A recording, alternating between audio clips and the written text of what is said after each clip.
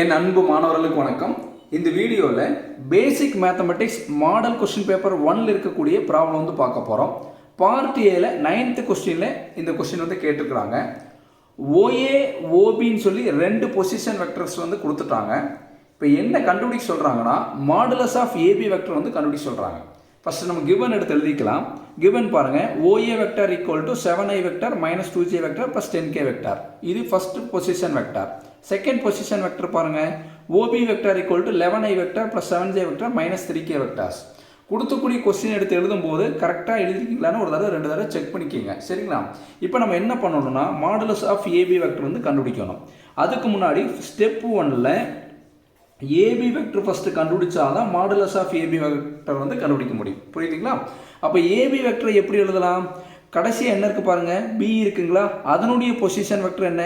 OP vector. கடைசியாக என்ன இருக்கோ அதனுடைய பொசிஷன் வெக்டர் எழுதணும். பொசிஷன் வெக்டர்னு வரும்போது முன்னாடி வந்து ஓ வந்து சேர்த்துக்கணும். புரியுதுங்களா? மைனஸ் ஃபஸ்ட்டாக என்ன இருக்குது பாருங்கள், ஏ, அதனுடைய பொசிஷன் வெக்டார், ஏனுடைய பொசிஷன் வெக்டார் வந்து ஓஏ வெக்டார். அதாவது ஃபைனல் மைனஸ் இனிஷியல், கடைசியாக என்ன இருக்கோ அதனுடைய பொசிஷன் வெக்டார் மைனஸ் ஃபஸ்ட்டாக என்ன இருக்கோ அதனுடைய பொசிஷன் வெக்டார்ஸ். புரியுதுங்களா? AB vector OB vector minus OA vector எழுதிக்கலாங்களா? இப்போ நம்ம என்ன பண்ணலான்னு பாருங்கள். ஃபஸ்ட்டு ஓபி வெக்டர் என்ன? இதுதான் ஓபி வெக்டர். அப்போ ஓபி வெக்டரில் ஐ வெக்டர் ஜே வெக்டர் கே வெக்டருக்கு முன்னாடி இருக்கக்கூடிய கோ எஃபிஷியன்ஸை மட்டும் எடுத்து எழுதுங்க பார்க்கலாம். நம்பர் மட்டும் எடுத்து எழுதுங்க. ஐ வெக்டருக்கு முன்னாடி இருக்கு பாருங்கள் 11, ஜே வெக்டருக்கு முன்னாடி +7, கே வெக்டருக்கு முன்னாடி -3. வெறும் 7 ஒன்று தான், +7 ஒன்று தான். ஏன்னா இங்கே ப்ளஸ் கொடுத்துக்கோங்க. இப்போ ஓபி வெக்டர் முடிஞ்சது. அடுத்து நம்ம என்ன பண்ணலான்னு பாருங்கள், மைனஸ் ஓஏ வெக்டார். இங்கே வந்து மைனஸ் ஓஏ வெக்டர் இருக்குங்களா, இதுதான் ஓஏ வெக்டார். அப்போ இந்த மைனஸ் ஓஏ வெக்டர்னு இருக்கனால இந்த ஓஏ வெக்டர் எழுதும்போது மட்டும் இந்த சைன் வந்து மாற்றி எழுதணும். ப்ளஸ் இருந்தால் மைனஸ்னு எழுதணும், மைனஸ்னு இருந்தால் ப்ளஸ்னு எழுதணும். இங்கே பாருங்கள் +7 இருக்குங்களா, இதுக்கு ஆப்போசிட் சைன் என்ன? -7. இங்கே -2 இருக்குது, இதுக்கு ஆப்போசிட் சைன் என்ன? +2. இங்கே +10 இருக்குது, இதுக்கு ஆப்போசிட் சைன் என்ன? -10. நல்லா புரிஞ்சுக்குங்க, இன்னொரு தடவை சொல்லித்தரேன். இங்கே ஓபி வெக்டர் இருக்குனால அதை அப்படியே எடுத்து எழுதுகிறோம். 11 +7 -3 எடுத்து எழுதிடுங்க. மைனஸ் ஓஏ வெக்டருங்கும் போது இதுக்கு வந்து இதுதான் ஓஏ வெக்டர். சைன் வந்து மாற்றி எழுதணும், ஏன்னா இங்கே வந்து நம்மளுக்கு மைனஸ் இருக்கிறனால. +7 -7 எழுதிட்டோம், -2 +2 எழுதிட்டோம், +10 -10 எழுதியாச்சு. இப்போ நம்ம என்ன பண்ணலாம்னா கால்குலேட்டர் எடுத்துக்கோங்க.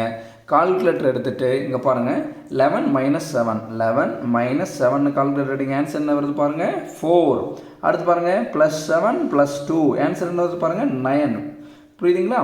அடுத்து பாருங்கள் -3 -10 ஆன்சர் என்ன வருது பாருங்கள் -13. இதுதான் வந்து ஏபி வெக்டார். அப்போ நம்ம வெக்டர் ஃபார்மில் எழுதும்போது ஏபி வெக்டார் ஈக்குவல் டு ஃபஸ்ட்டாக இருக்கிறது ஐ வெக்டார், அடுத்து ஜே வெக்டார், அடுத்து கே வெக்டார். இங்கே என்ன இருக்குது? ஐ வெக்டார், இங்கே ஜே வெக்டார், இங்கே வந்து கே வெக்டார். இங்கே எந்த சைனுமே இல்லைன்னு என்ன அர்த்தமா? ப்ளஸ் இருக்குன்னு அர்த்தம். புரியுதுங்களா?